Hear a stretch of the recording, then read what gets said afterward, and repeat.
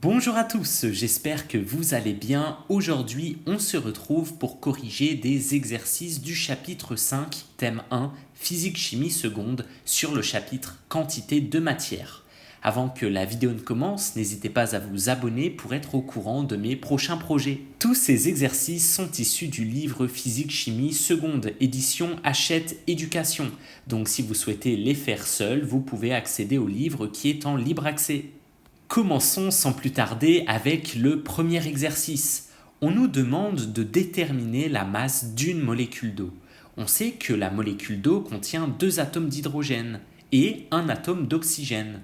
Donc, comme les masses individuelles nous sont données, on peut écrire que la masse d'une molécule d'eau égale à 2 fois la masse d'un atome d'hydrogène plus 1 fois la masse d'un atome d'oxygène, soit 2 fois 1,67 fois 10 puissance moins 27 kg plus 1 fois 2,67 fois 10 puissance moins 26 kg, ce qui donne 3 fois 10 puissance moins 26 kg pour une molécule d'eau.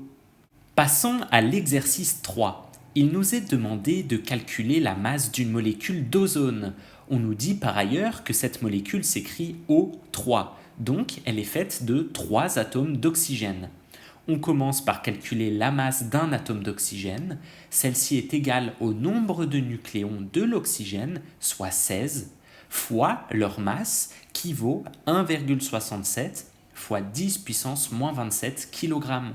Cela donne une masse d'un atome d'oxygène qui est de 2,672 fois 10 puissance moins 26 kg, et on n'a plus qu'à multiplier par 3 parce que l'ozone c'est 3 atomes d'oxygène pour trouver la masse cumulée de ces différents atomes dans cette molécule complexe.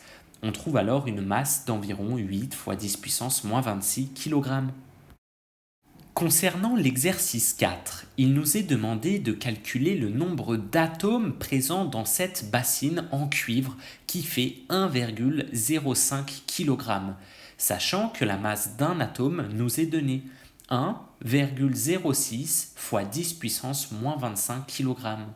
On sait que le nombre d'atomes est égal au rapport entre la masse totale et la masse d'un atome, soit 1,05 divisé par 1,06 fois 10 puissance moins 25, ce qui donne environ 9,9 fois 10 puissance 24 atomes. L'exercice 5 est totalement identique. On veut trouver le nombre de molécules d'eau dans ce verre. On a sa masse qui est de 60 grammes, en faisant la différence de masse entre le verre plein et vide. Et comme on sait la masse d'une molécule d'eau, on divise la masse totale par cette valeur, soit 0,06 kg divisé par 3,01 fois 10 puissance moins 26 kg, ce qui nous donne 1,99 fois 10 puissance 24 molécules d'eau.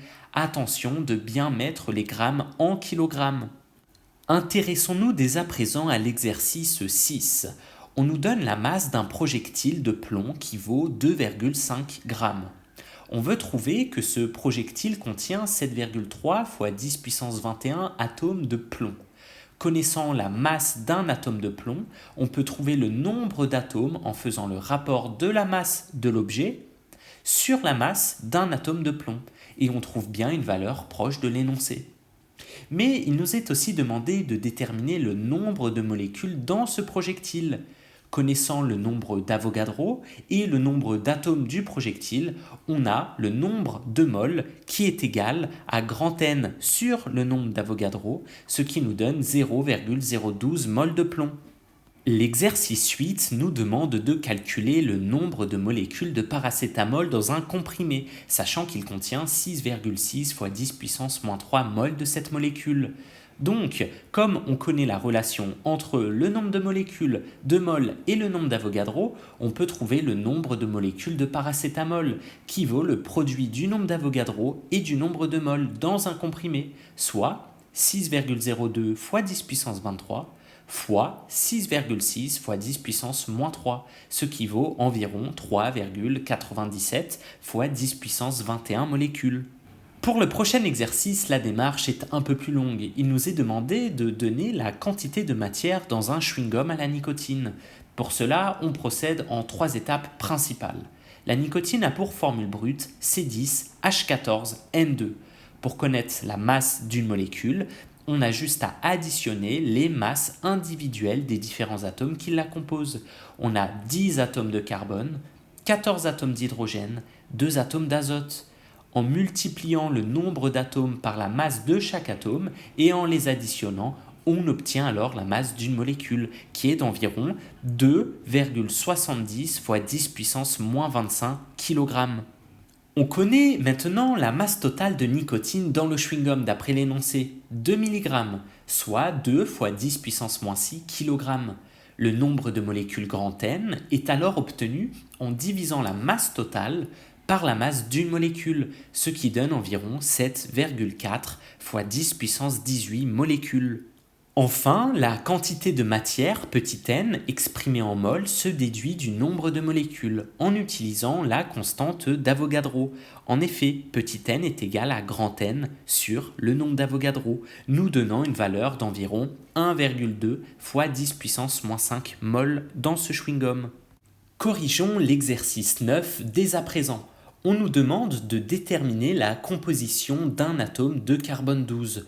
Le noyau du carbone 12 contient 6 protons et 6 neutrons, car le nombre de protons est donné par le numéro atomique 6, et le nombre de neutrons est la différence entre le nombre de masses 12 et le nombre de protons, donc 12 moins 6, ce qui vaut 6. Pour la question 2, on doit chercher la masse du carbone 12.